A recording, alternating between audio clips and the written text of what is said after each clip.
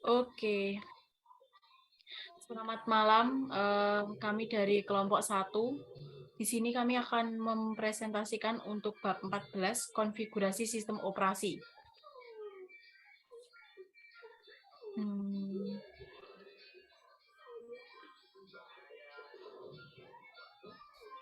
Kita next. Maaf, di kelompok 1 ini ada 3 anggota. Yang pertama ada Kak Dahlia Dewi dengan NIM 2022 TI 008. Kemudian ada saya sendiri, Fajrianuri Laksmi 2022 TI 012. Kemudian ada Kak Rizky Rizal Arif 2022 TI 044. Kita lanjut. Ini yang pertama itu ada mengenal sistem kontrol panel. Kontrol panel sendiri ialah area kendali terpusat yang ada pada Windows, komputer atau laptop. Melalui area tersebut kita tuh bisa melihat, mengatur, mengakses seperti misalnya waktu atau brightness dan lain-lain seperti itu. Kemudian fungsi kontrol panel sendiri itu untuk memudahkan user dalam mengakses, melakukan pengaturan terhadap sistem operasi Windows juga. Kita next. Di sini ada komponen kontrol panel. Yang pertama, yang pasti di dalam kontrol panel itu ada komponen-komponen. Yang pertama di sini ada System and Security. System and Security itu sebagai berperan dalam keamanan ya, administrasi dan juga keamanan komputer, yang di dalamnya terdapat security and maintenance, ada Windows Defender Firewall, ada sistem, ada power option. Power option sendiri itu sebagai pengatur baterai, terus kemudian ada file history, ada backup and restore, ada BitLocker drive encryption, kemudian ada storage space, jadi kita bisa tahu space penyimpanan kita, ada work folders, dan juga administrative tool. Kemudian di sini ada network and internet, yaitu pastinya untuk mengatur koneksi jaringan internet. Di dalamnya itu terdapat network and sharing center, kemudian ada home group, ada internet option. Yang ketiga ada hardware and sound.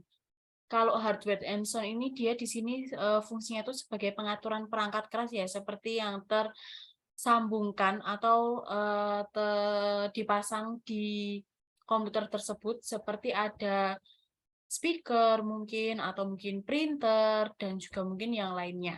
Nah, di dalam hardware and sound ini dia terdapat komponen lagi, device and printers, kemudian autoplay, kemudian ada sound, ada infrared. Kemudian ada programs. Programs ini dia berisi listkan program yang terinstall di tempat kita ya teman-teman ya. Ada program and features, kemudian ada default programs. Yang kelima ada user akun. User akun itu akun kita, akun pengguna kita yang kita namakan di komputer kita. Di dalam user akun itu ada user akun, kemudian ada credential manager. Yang keenam ada appearance and personalization, mengatur tampilan display. Ada taskbar and navigation, kemudian ada file explore option, ada ease of access center, ada fonts. Jadi ini juga untuk mengatur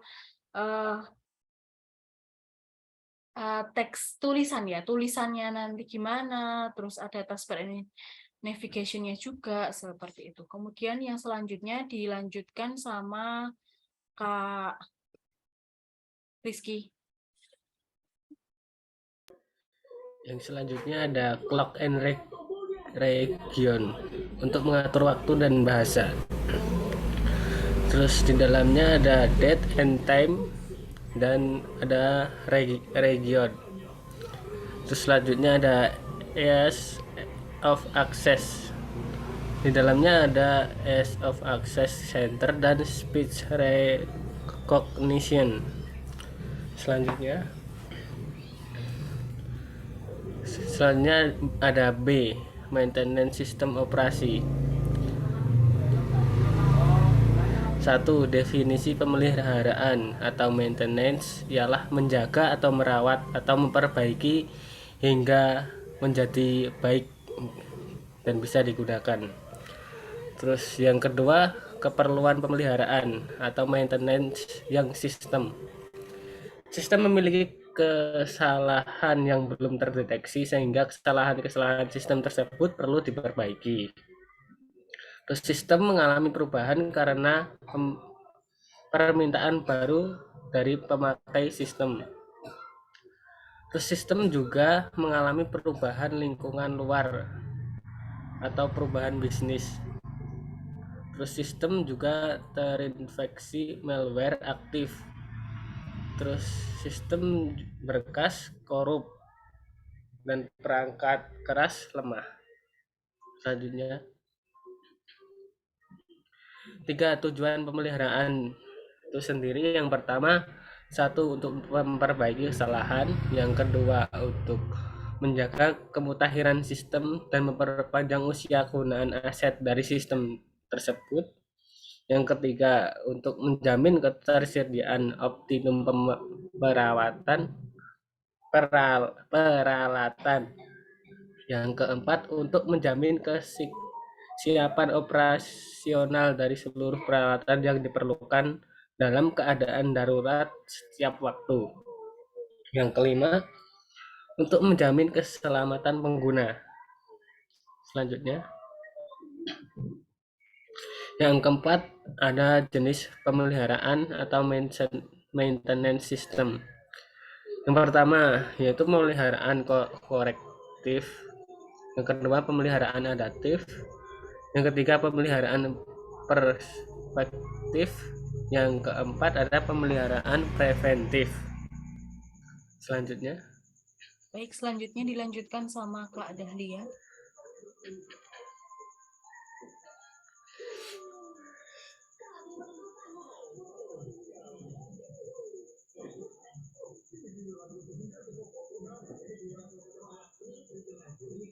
Kak Dahlia. mic-nya masih. Nah, di sini ada siklus hidup pemeliharaan sistem atau kita kenal biasanya SMLP. Di antaranya ada permintaan perubahan, mengubah permohonan pemeliharaan menjadi suatu perubahan, menspesifikasi perubahan, membangun pengganti.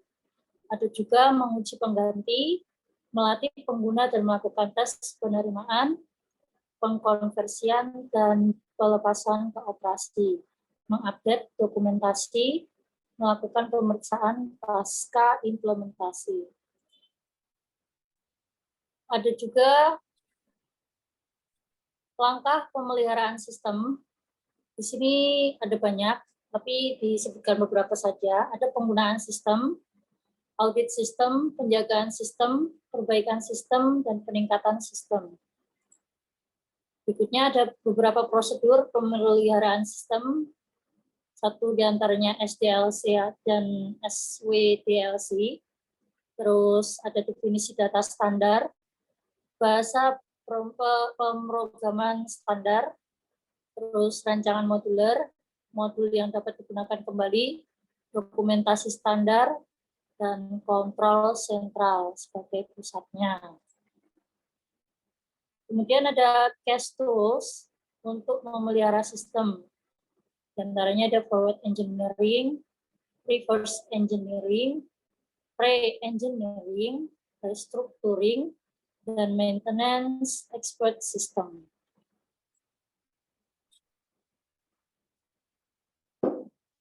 Baik teman-teman, cukup sekian dari kelompok kami, kelompok 1. Apabila ada salah kata dan juga salah perilaku, kami mohon maaf. Terima kasih.